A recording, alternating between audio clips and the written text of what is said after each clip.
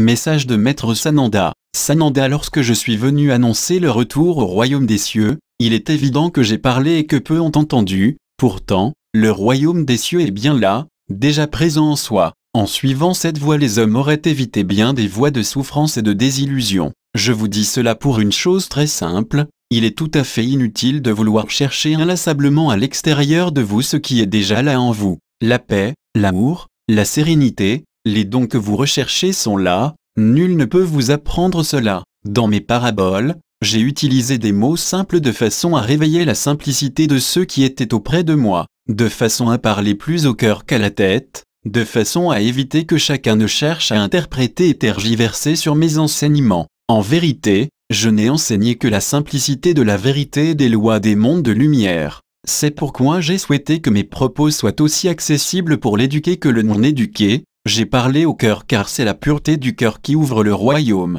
Les petits enfants de lumière, qui ont le cœur ouvert et la confiance en la lumière et qui font donc passer la recherche du royaume et sa justice avant toute chose, ceux-là sont déjà auprès de mon Père. Mais tous ceux qui, leur bouche pleine de belles paroles, se font en réalité passer avant le royaume, ceux-là ne sont pas de la lumière et cherchent avant tout la nourriture de leur propre pouvoir. Chaque jour remettez dans les mains du Très-Haut et de notre Mère vos doutes, vos blessures, vos inquiétudes et incompréhensions, demandez à y voir clair et remettez dans votre lumière ce qui vous empêche d'y voir clair. Puis redites, chaque matin et chaque soir, votre allégeance à la grande lumière et votre désir de faire sa volonté, qui est aussi vôtre. Comment appeler? Demandez de l'aide. Je vous dis, appelez avec la pureté de l'enfant, la confiance de l'enfant qui sait qu'il est entendu et écouté, mais aussi élevé vers le meilleur pour lui, oui, simplement dans le silence de son cœur, avec gratitude et amour. Le véritable guide est celui qui vous apprend que tout est en vous et qui vous montre par l'exemple et la simplicité ainsi que l'humilité le chemin de retour à votre centre. Il peut vous montrer vos failles si besoin,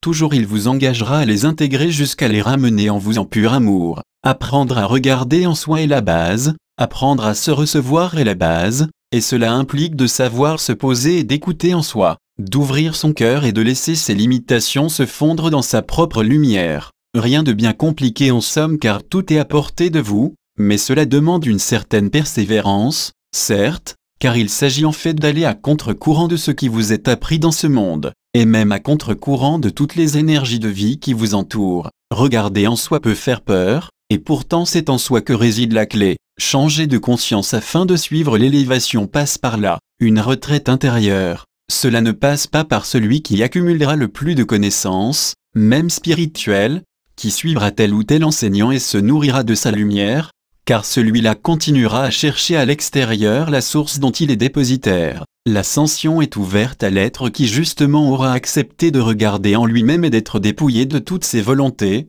morales, certitude de ce qui est bon ou mauvais, et qui aura laissé ses corps, son cœur et son esprit ouverts à recevoir la lumière des cieux qui coule à flot, et l'élève et lave de façon ininterrompue. Si votre volonté est de suivre ce retour à bon port, il suffit d'ouvrir tout votre être à recevoir la lumière qui descend, cela a pour effet de faire remonter les scories de votre âme, en acceptant de laisser aller jusqu'à ressentir un vide inconnu de vous dans votre expérience terrestre, vous acceptez de garder votre foi intacte et de inlassablement laisser cette lumière nettoyer. Lorsque vous serez vide de tout ce que vous avez été, alors et alors seulement vous pourrez être véritablement car votre présence pourra habiter vos corps. C'est cela le but de l'ascension, un changement de conscience, autrement dit un changement d'être. En faisant ceci vous vous préparez à établir les bases du nouveau monde, entendez bien, un nouveau monde et non pas un monde construit sur l'ancien. Il ne sert à rien de vouloir réformer ce monde car je vous dis que la venue du nouveau monde n'est pas de votre fait mais de celui des cieux.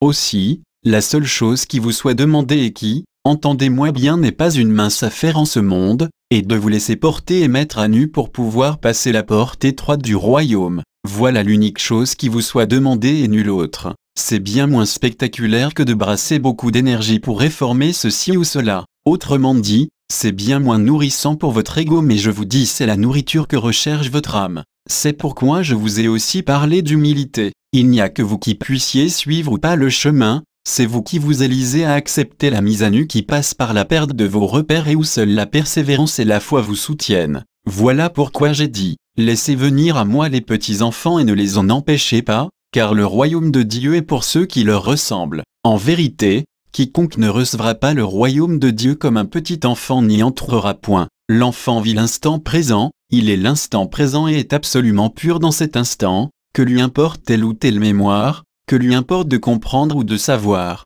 que lui importe d'être en sécurité. Il a confiance en l'amour de ses parents et sait qu'ils seront là pour le guider, pour l'aimer. Il n'a besoin de rien d'autre pour être, avancer et recevoir ce dont il a besoin pour vivre. Soyez ce petit enfant, laissez-vous porter avec confiance par les énergies de l'ascension et accueillez. Je vous accompagne.